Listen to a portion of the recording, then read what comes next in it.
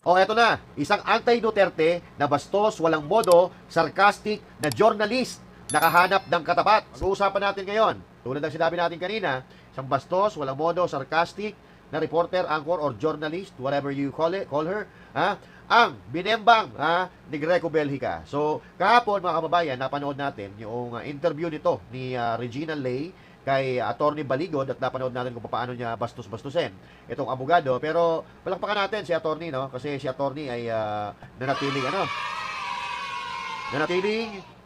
kalmado, at hindi nagpasindak dito kay Regina Lane ito, Oo. So ngayon, mga kababayan, sa pagkakataon na ito, so she was trying to sinusubukan niyang sindakin itong si Greco Belhica, pero hindi siya nagtagumpay at sinupalpal siya ni Greco Belhica. So eto kasi ang mga diskarte nito ng mga journalist na ito, mga kababayan, they will try to itatry na i-stress kanila para mawala ka sa wisyo, mawala sa katinuan ng pag-iisip mo, at hindi mo pag-isipan yung mga sasabihin mo. At doon ka nila titirahin. O, tingnan mo, yung sinabi nito, yung sinabi ni ganyan, mali. So, lilituin ka nila para mawala ka sa focus at makalimutan mo yung mga sasabihin mo. That's what they're trying to do. Kasi ang gusto nila mangyari, mapahiya ka at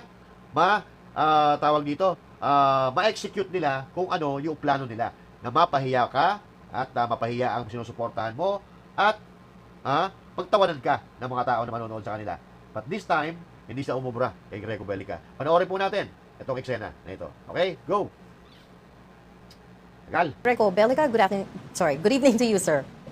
Hi, good evening, ma'am, and good evening to all our viewers and listener. It's PACC, ma'am, not PAOK. I'm Ay, sorry. nga pala, sorry. I'm thinking of a different proxy. Ayan, okay? So, maganda yung umpisa kalmado, pero unang arangkada pa lang mali na. Sergina, di ba? So, PACC, hindi PAOK TF, no? PACC po. So, halata po dito na hindi po siya nag-research, okay? Yung Yeah. PAOK yung nag-investigate ng Pogos. PACC, I'm sorry. Sir, are you attorney? Are you a lawyer? No. Okay, I No. was about to call you. Okay. So, doon pa lang sa play na di ba? Pag mag-i-interview ka ng isang tao, aalamin mo yung background di ba? Pag-aaralan mo yung tao para yung tanong tutugma sa kung sino siya at kung ano pagkatao niya, di ba? Kung ano yung kakayahan niya, kung ano yung abilidad niya, kung ano yung paninindigan niya, dapat aalamin mo lahat yan bago mo siya interviewin. But this time, alam natin na hindi niya pinag-aralan si Greco Belhica. Hindi niya nga alam na hindi siya abogado di ba? Na hindi abogado si Greco Belhica. So ano to? Iba focus na dito. Iba purpose sa interview na ito. Attorney Belhica, pero Yeah. it's not. Thank Okay. you. Anyway, sir, first things first, I'm sure nakinig po kayo, you listened to the whole part 1 and part 2 of today's confirmation of charges hearing. What do you think so far? Nakakalungkot dahil listening to the hearing, bakit doon ginagawa all those hearings could have been done here? In fact, more of the truth could have been taken up if it was done here. For example po, the ICC, after the revelations of the Marines, we learned that the witnesses was spoon-fed by Senator Trillanes na ginamitan pa ng corruption money. So, paano mo makakuha talaga yung side kung it was politically motivated and politically influenced? Number two, ano ang pagkakataon ng ICC malaman kung ano talaga naging sitwasyon dito sa Pilipinas pre-2016 before President Duterte came. So, ang ganda po sana nung idea na malitis, I have nothing against being charged, a case being filed, pero bakit doon where it's so hard to fair the truth? And all the questions that were being asked and how the hearing was being conducted can all be done here. Bigyan ko kayong concrete example, ma'am. I remember bigla na yung kaso mismo, similar case, ni President Ferdinand Marcos Sr., EJK 3,200 deaths, sabi po, ang allegations was 30,000. 35,000 survivors ng torture and 70,000 incarcerated. Dito, and these were all politically motivated, mga political dissenters. Na-solve po lahat dito. In fact, gumawa pa ang Pilipinas ng batas para mabayaran yung 11,000 victims na nirecognize na nakuha from the 10 billion pesos na na-recover. Comparing it to the case Ayan. of President Duterte, Nag-umpisa. 6,000 death na officially na inadmit, 160,000 na pinakulong. Bakit yung kay Marcos na resolve naman dito, nabayaran pa, yung kay Duterte nandun sa ICC? And in fact, recent history tells us na the Philippines is capable of handling high-profile cases as it did. It sent to jail two presidents, President Arroyo and President Estrada. It sent to jail four senators, Senator Bong Revilla, nakakulong na naman, Senator Estrada, and Senator Juan Ponce Enrile, House Arrest, and Senator De Lima. So, ang point, the Philippines justice system is slow, but it is working. So, yun lang po ang aking pananaw doon, na nakakalungkot at the same time na bakit natin isinurrender ang ating soberenya bilang isang bansa. So now the Philippines is, ganito na ba tayo ngayon na we are now ruled and governed by another set of law, even by a court that is not even a state by itself and we're no longer member of. Yun lang po. Okay, there's a lot to unpack there. First of all, the thing that you were saying that former Senator Sonny Trillanes spoon-fed the witnesses and paid them with corruption money, that hasn't been proven. By the way, that's just an allegation. I just want to make that clear. Okay. So, it doesn't matter if it's allegation or not, but you, as a journalist, dapat ikaw ay nagiging daluyan ng katotohanan. Hindi mo ipinagtatanggol yung inaakusahan, bagkos, ipinupush mo na dapat maimbestigahan. Di na importante kung kasinungalingan yan or katotohanan, ang importante dyan, maimbestigahan. Pero, hindi naman kasi yung purpose nila. Hindi yan ang purpose ni Regina Lane. Bakit? Sige, tuloy natin. Pangalawa, 6,000 deaths is still 6,000 deaths, sir. We know. That is still a lot. Kahit na i-compare mo pa po sa ibang periods of time. Kahit isa nga lang, ma'am, Yes, exactly. ito na yun. Yes, We correct. Ang know. sinasabi ko We lang know. po, ang kaso ni Ferdinand Marcos Sr. is similar to the case of President Duterte. That was right here. Okay, but- Dahil lang po ang point ko doon. Ibig sabihin, sana dito na lang. Ngayon, kay Sonny Trillanes, ang point ko lang po doon, there are allegations Yes. that Sonny Trillanes received 100 million pesos and spoon-fed the witnesses. Yes. Yun nga po eh. So how will the ICC treat that now? So those Yun nga are po, if it was here, Yeah. then mas malinaw. Pwede mo patawag si Those- Sonny, pwede mo patawag yung mga yung mga sunda. Yun lang po ang point ko. Kaya sana dito ginawa. right, but those are mere allegations which former Senator Trillanes has denied. Now, Ma'am, about your kailangan question, yung defense- Okay. So, dinidepensahan niya si Trillanes, no? So, ang sabi ko nga kanina, if it's allegation, it doesn't matter. You still need to investigate, supposedly. Pero pinagtatanggol niya. So, bias na bias dito pala makikita natin. Nagiging abogado siya ni Trillanes na dapat sana, kahit sabihin pa na, wala namang umamin na nagnakaw sa tao Until na-prove na nagnakaw talaga siya, doon siya magsusorry. Pero of course, lahat ng tao na nagnanakaw, hindi naman umaamin yan. Aamin yan pag nasentensya na. At look at this. Hindi kasi Trillanes. no, I'm yung just kaso saying, ni- I'm just saying, iba yung allegations Sana of si, facts. sana si Trillanes ang nagsabi nun Yeah. You're interviewing No, him. we have interviewed Para maging him. patas. We Para have- maging patas. we have Yung kay interviewed him. President Duterte, allegations din yun Okay, So dapat itry dito. there, That's the point. that's allegations with proof as collected by the human rights organizations. Pero Proof. Marami daw proof. Yung allegations with proof daw. Yung pagkakadala kay Pangulong Duterte sa The Hague, sa Netherlands.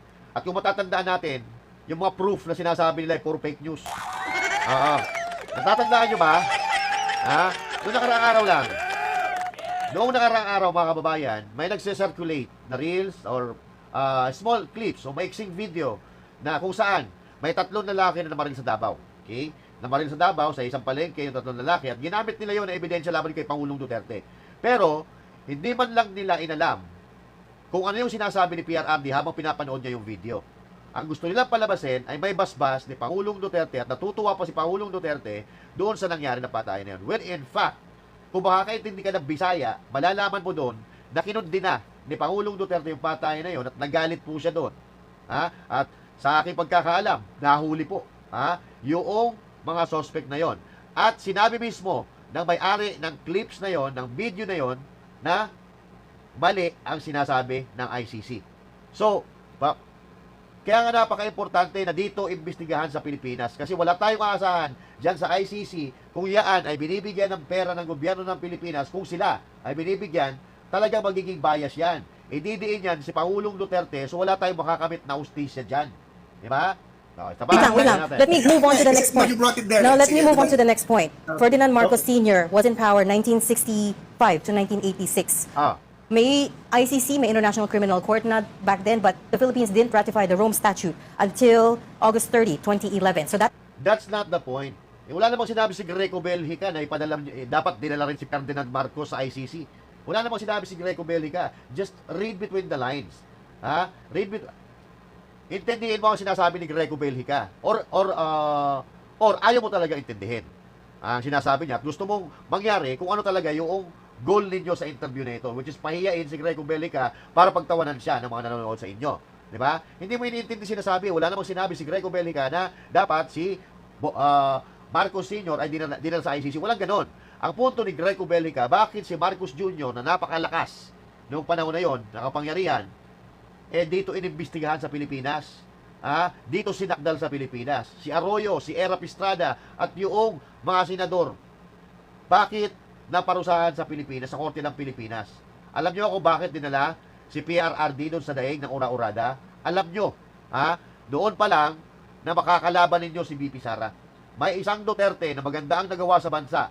At syempre, yung taong bayan, maghahangad na meron pang Duterte na maupo ulit, and that is the reason why you are doing this.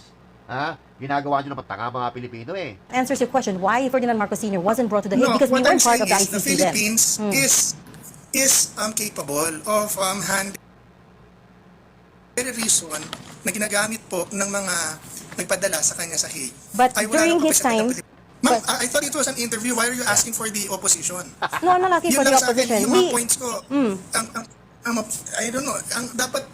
Bakit kayo sumasagot Hindi for naman. them? Yeah, I'm not answering for them. I just want to be clear what's an allegation and what are facts. And to answer your question about the Rome Statute, we didn't Tupalpal. ratify it until August 30, 2011. But Ang bobo mo, wala naman sinabi si Greco na dapat ipinadala din sa The Hague si Marcos Sr. Ang punto ni Greco Bellica, dapat yung kaso ni Pangulong Duterte dito inimbestigahan sa Pilipinas. Tanga.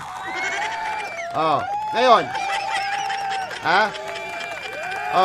nakikita niyo po ba kung gaano ka-bias etong babae na to, etong journalist na to? Hindi ko sinasabi na bias yung network nila, pero dito, sa video na napapanood natin, maliwanag pa sa sikat ng araw na ipinagtatanggol nitong babae na to si Trillanes, ipinagtatanggol ang ICC, samantalang binabakbakan naman niya si Pangulong Duterte or mga Duterte or ang mga allies ng mga Duterte katulad ni Greco Bellica.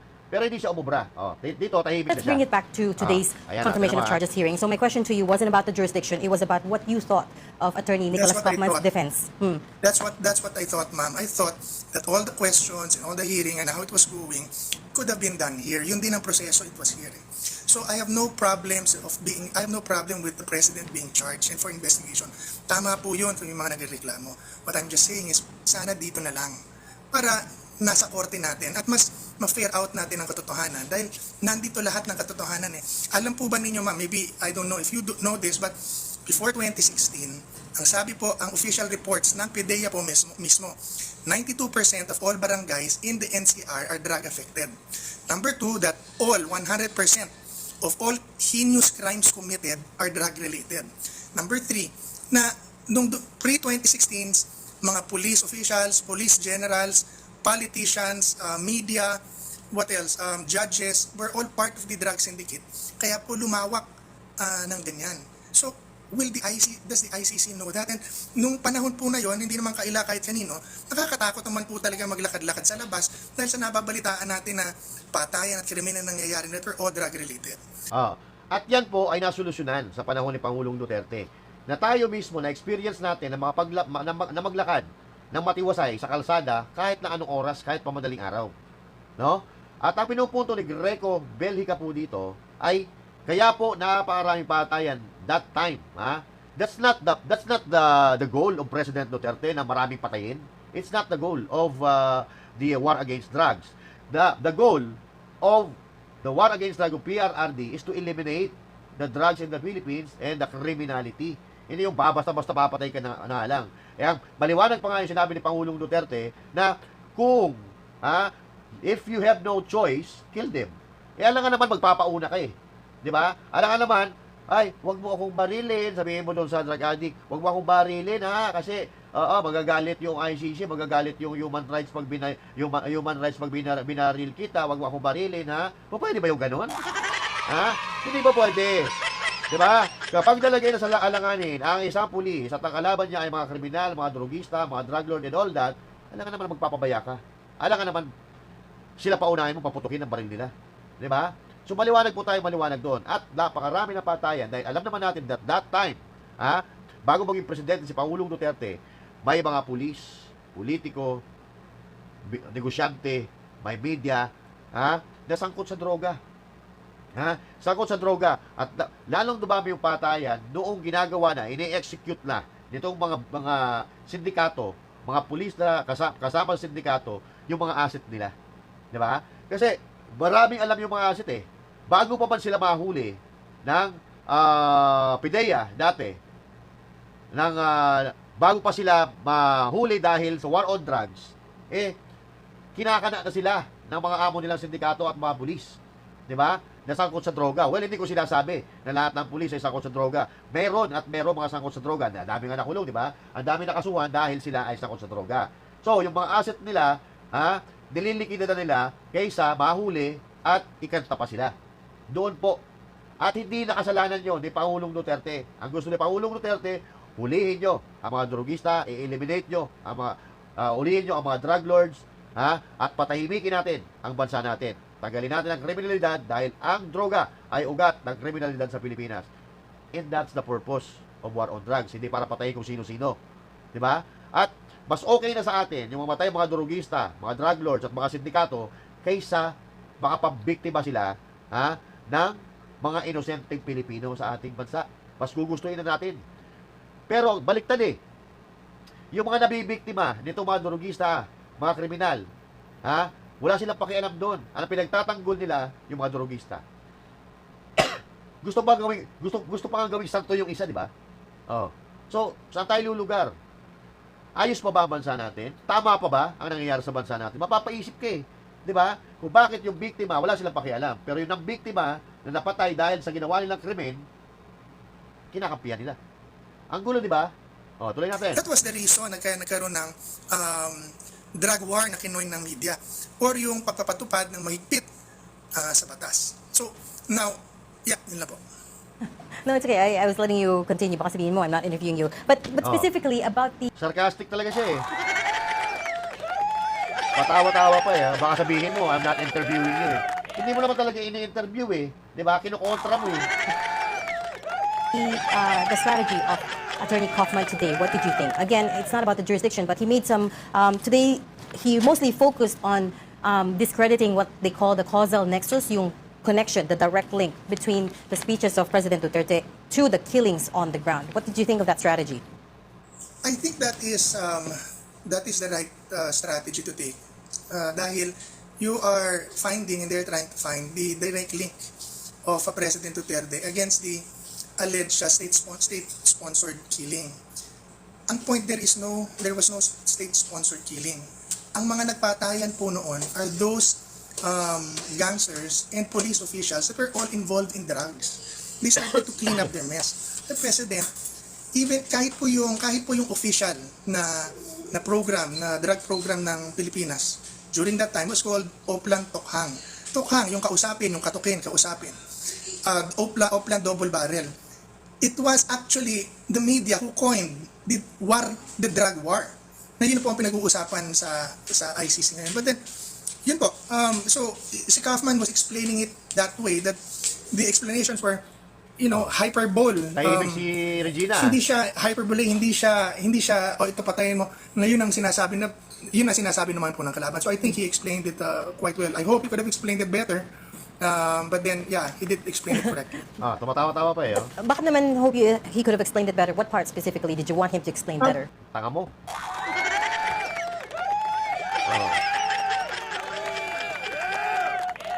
Kasi kung pag dito yan niliti sa Pilipinas, mas maliwanag, makakapagtagalog tayo. O pwede pa magbisaya, o pwede pa magbicol.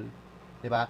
Mas may explain ng maliwanag ng mga Pilipinong hurado, or Pilipinong judge, or Pilipinong abogado, ang side ng bawat isa. Kasi si Kaufman hindi eh. Si Kaufman, binibigyan lang ng informasyon niya. No, ito, pag-aralan mo, ganito ang nangyari, ganito, ganyan. Hindi katulad ng mga abogado na dito talaga nakatira sa Pilipinas. Mas may explain nila na maayos. Although matalino si Kaufman, pero hindi niya nasaksihan noong mga time na ipinapatupad ni Pangulong Duterte yung war on drugs. Ganun ang ibig sabihin ni Greco Belgica. Hindi ibig sabihin na hindi na-explain ni Kaufman dahil tanga siya. Ang sinasabi natin dito, mas magandang mag-iimbestiga, magiging abogado dito sa Pilipinas, yung mga abogado na nakaranas talaga kung ano ang nangyari or naranasan kung ano ang nangyari noong pinapatupad ni Pangulong Duterte yung war on drugs niya. Hindi ko alam kung bakit naging abogado. Ano to eh? Journalist to eh. Sa akin lang po, the way he was explaining it, parang he did not give the complete story kasi hindi Yeah. naman nila ramdam Yun, ang sinasabi ko. here. You know, when, gaya po ako ay, I know the streets. And Oh. when I Tanungin ko, halimbawa, magtanong ka sa Amerikano. Tanungin mo yung Amerikano na hindi naman taga Pilipinas. Alam mo ba yung nangyari sa Pilipinas? No war on drugs? Hindi nila alam. Pero ako, tanungin mo ako, dahil nandito ako sa Pilipinas noong mga time na yon, sasagutin kita ng diretso, base sa nakita ko, base sa naramdaman ko, at base sa sinasabi ng kapwa ko Pilipino. Kahit ngayon mag-interview ka sa labas di ba? Ano ang nagustuhan mo kay Duterte? Sasagutin sa'yo, yung war on drugs niya. Di ba? So, yung nagustuhan ng tao sa pamumuno ni Duterte, walang iya, yung pa ang ginamit sa kanya para kidnapin siya, para litisin siya sa ibang bansa. Hindi ba nakakapagtaka? Dahil kadalasan, sa mga leader sa buong mundo, ang nagiging problema nila, korupsyon. Pero itong si Duterte kakaiba. Extrajudicial killings, war on drugs, ang kaso niya. Ganoon kasikat si Duterte. Di ba? Tanging siya lang ang naiiba na kinasuhan ng ganyan. Maliban pa, doon sa maganda na naging resulta ng war on drugs niya, isama pa natin yung mga proyekto na nagawa niya. Kasi si Duterte hindi tumitingin kung sino nag-isip ng proyekto, kung sino ang nag-umpisa ng proyekto. Ang iniisip niya, eto ba'y pakikinabangan ng tao? O ituloy natin, kahit hindi ako nakaisip niyan. Skyway Stage 3, putang ina, dekada-dekada na nakatenga yan. O, ba't nagawa ng Duterte administration? Yung airport sa Bicol, na dekada-dekada nakatenga, napagawa ni Duterte, di ba? Oh, pero hindi siya nag-isip noon. Ang ginawa niya, ipinagawa niya, dahil ito'y papakinabangan ng mga kababayan niya. O ngayon, napapakinabangan natin. Yung Skyway Stage 3, hindi na tayo makikipagdigmaan dyan sa traffic sa EDSA dahil meron na tayong dadaanan sa ibabaw. Di ba? Yung airport sa Legazpi, sa Daraga, Legazpi International Airport, di ba? Sa sobrang pangit ng kalsada, pauwi ng Bicol, pabalik na Manila galing Bicol, sa sobrang korupsyon, nagkaroon tayo ng option na aeroplano, na sasakyan, papuntang Maynila, pabalik ng Bicol, dahil yan sa inisyatibo ni Duterte. Oh? Tapos yung tao na marami, naging leader ng bansa na mas marami ang nagawang kapakinabangan para sa mga Pilipino, putang ina yung pakinulong nila. Samantalang itong mga magnanakaw sa gobyerno ngayon, putang ina, malaya, nagagawa nila gusto nila, nakakain nila, yung mga gustong kainin nila. Putang ina, isang kwarto na pera meron sila. Pero malaya. Yung presidente na nagsakripisyo, hindi nagnakaw sa Pilipinas, nandoon sa dahig nakakulong. At yan ang dahilan kung bakit mahal na mahal si Duterte ng mga Pilipino. At pag tumakbo si Sara sa 2028, sinisigurado ko sa inyo, landslide ito, ilalampason nila kung sino man ang mga kandidato na isusulong nitong mga magnanakaw na ito. O, balik tayo dito, IGC. hear those words, I understand those words quite clearly. Na ingat kayo dahil you'll get in trouble. So it stopped a lot of people who were already in drugs, who were already pushing, who were already kahit pa small time pasali-sali. Yung fear na they might get in trouble, they might get picked up, really stop a lot of people from getting to drugs. And that kept the streets safe. Oh, they might get Pero picked yung- up or they might get killed as well, di ba? There was a real tama. fear back then. People yun. Oh. Yes, but the gangsters, the drug lords, and the drug addicts, and the policemen who were involved knew exactly what it meant. And that stopped them. That did the job. Pero yung para i-convict ka na ikaw ang nagpapatay, iba po kasi yung elements nun eh. It has to really be direct. But the order was not that. He was talking about, example, yung pag naglaban. So it was really self-defense. Okay. Pero I don't think the Europeans would understand it that way. Yun lang. Yan. Okay? So wala na, tahimik na dyan si Tahimik na dyan si Regina Oo, nasupalpal siya Pero bakit natin ginawa itong video na ito? Para maipakita sa inyo na kung gaano ka-bias ang media, lalo-lalo na itong yung Regina. Di ba? Super bias. Pag ikaw nasinda ka, wala ka magagawa, mapapahiya ka talaga. At gagamitin nila yung salita mo laban sa'yo. Pero dito sa pagkakataon nito kahapon kay Baligod at kay Greco Bellica, hindi nila nagawa yun. Di ba? Galit na galit sila sa mga Duterte dahil hindi sila nakaporma. Hindi umuobra yung mga arte nila arte ng media, na libre eroplano, papunta kung saan pupunta yung presidente, hindi sa umuubra. Pero ngayon, kasi, libre pagkain, libre eroplano nila, libre pa ata hotel, kung saan pupunta yung presidente nilang tamad, na walang naman nagagawa sa Pilipinas, libre lahat yan. Pero nung kay Duterte, wala. Magbayad kayo ng ticket nyo. Bakit gagamitin pa natin ang pera ng mga tao para ipambili ng mga ticket ninyo? Hindi po pwede. Oh. At mangyayari uli yan pag si VP Sara Duterte na naging presidente. Maniwala kayo, sa ayaw nyo at sa gusto, ilalaban namin ng Pangulo, si VP Sara Duterte. At ramdam namin yan sa mga Pilipino. Okay? Huwag kayong magmahangan, huwag kayong magbulag-bulagan, huwag nyong ilihis ang usapan. Wala na, tama na, reverse psychology dahil hindi nauubra yan. VP Sara is the woman to beat in 2028. Pero hindi natin alam kung aabot pa ng 2028 eh. Kung may mga sakit na eh. Di ba? May mga sakit na yung mga namumuno eh. Pero, ipapanalangin ko lang, ang kaunlaran ng Pilipinas. Panalangin natin, ang kaunlaran ng Pilipinas, ipagdasal natin. Mangarap tayo ng magandang Pilipinas. Mangarap tayo ng magandang kinabukasan para sa mga anak natin, sa mga susunod na henerasyon. Huwag lang yung sarili natin, pukin ang ina nyo. Mga makasarili kayo. Ipagdasal natin na umunlad ang Pilipinas. Pag umunlad ang Pilipinas, kasamang uunlad ang mga Pilipino. Okay? Pero, ipinapanalangin natin na managot ang mga buhaya, mga magnanakaw, mga durobo, na nagpakasasa at gumahasa sa kama ng ating bayan. May kabayaran lahat ng utang. Okay? May kabayaran lahat ng kasalanan at yung mga gumawa ng kasalanan. Just wait. There's always a time for reckoning at darating po ang panahon na yan. Kaya sa mga nawawalan ng pag-asa, laban lang mga kababayan. Dahil sabi nga nila, habang may buhay, may pag-asa. Pangarapin natin na maganda, maunlad, matiwasay at ligtas na Pilipinas. Magkita-kita po tayo muli sa susunod na video. And once again, this is Master Judea saying thank you. God bless you all. And God be the glory. Magandang araw po ng Biyernes sa inyo lahat.